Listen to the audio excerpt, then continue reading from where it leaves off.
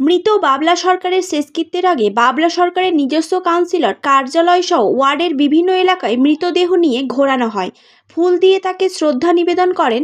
তারপর রথবাড়ি তৃণমূলের জেলা কার্যালয়ে তার মরদেহ নিয়ে এসে তৃণমূলের জেলা নেতৃত্ব সহ মন্ত্রী ববি হাকিম, শিলিগুড়ির মেয়র গৌতম দেব, ইংরেজবাজার পৌরসভার চেয়ারম্যান কৃষ্ণেন্দু নারায়ণ চৌধুরী, মন্ত্রী সাবিনা ইয়াসমিন, সাংসদ মৌসুম বেনজির নূর সহ অন্যান্য দলেরও বিভিন্ন নেতৃত্বরা এসে ফুল দিয়ে শ্রদ্ধা জ্ঞাপন করেন। সেখান থেকে নিয়ে যাওয়া হয় জেলা ক্রীড়া সংস্থার মাঠের লাইফ মেম্বার থাকায় তাকে ফুল দিয়ে শেষ শ্রদ্ধা জানানো হয়। সেখান থেকে নিয়ে যাওয়া হয় ইংরেজবাজার পৌরসভার সামনে। কাউন্সিলর হিসেবে তাকে পৌরসভার সকল কর্মীরা ফুল দিয়ে শেষ শ্রদ্ধা জানান। অবশেষে সেখান থেকে ইংরেজবাজারের সদরলাপুর মহাশ্মশানের শেষকৃত্যের উদ্দেশ্যে রওনা দেয়। হাজার হাজার মানুষ সামিল হন সেখানে।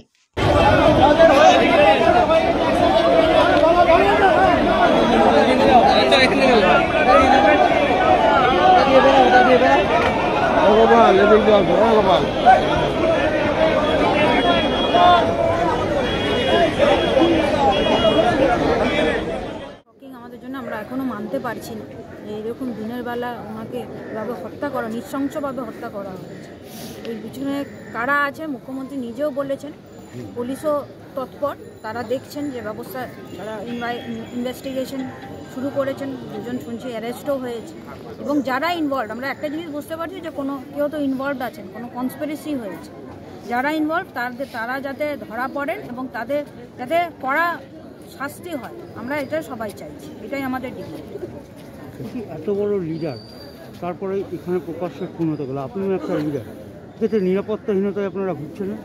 এখন এটা তো একটা শকিং ব্যাপার, অবশ্য আমাদের সবাইকে এফেক্ট করেছে এবং আমরা সেই জন্যই চাইছি যে যারা ইনভলভ তাদের বিরুদ্ধে যাতে কড়া অ্যাকশন নেওয়া হয় এবং সবথেকে মানে গ্রেভ যেটা, এটা একটা ক্রাইম, তার জন্যে যে শাস্তি পাওয়া দরকার সেই শাস্তি যাতে, উপযুক্ত শাস্তি যাতে এই ক্রিমিনাল যারা ইনভলভ আছেন তারা যাতে পান, এটাই আমরা চাই।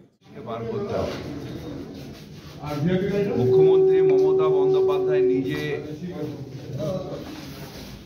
চোখ রাখছেন, মানে খবর রাখছেন প্রশাসনের ব্যাপারে, ইনভেস্টিগেশনের ব্যাপারে ডিজিকে বারবার করে বলেছেন যে হায়েস্ট লেভেল অফ ইনভেস্টিগেশন করে যেই থাকুক, যে এই অন্যায় করেছে তাকে অ্যারেস্ট করতে হবে, কোর্টের সামনে দিতে হবে, কোর্টে তখন আমরা আর্জি জানাবো যাতে দৃষ্টান্তমূলক শাস্তি।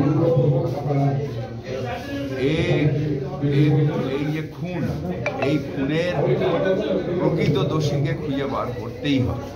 তাহলে কি মনে করছেন এখানে কি সুপারি কিলাররা ঢুকে যাচ্ছে? দেখছি তো বিহার থেকে, আজ যা শুনলাম কাগজেও পড়লাম যে বিহার থেকে একটা ছেলে বোধহয় বিহারের ছেলে ছিল। কারণ এই তো দুষ্কৃতীরা চারিদিক দিয়ে আসছে, অন্য অন্য স্টেট থেকে আসছে, কিন্তু এর পেছনে মোটিভটা কি? হঠাৎ করে বিহার থেকে সেখানে গুলি চালালো কেন? সেইগুলোকে মূল বার করতে হবে এবং ইনভেস্টিগেশনটা সেই পর্যায়ে নিয়ে যেতে হবে। এটা আমি আশা রাখি যে প্রশাসন এটা করবে এবং প্রকৃত দোষীর শাস্তি হবেই, দৃষ্টান্তমূলক শাস্তি হবে।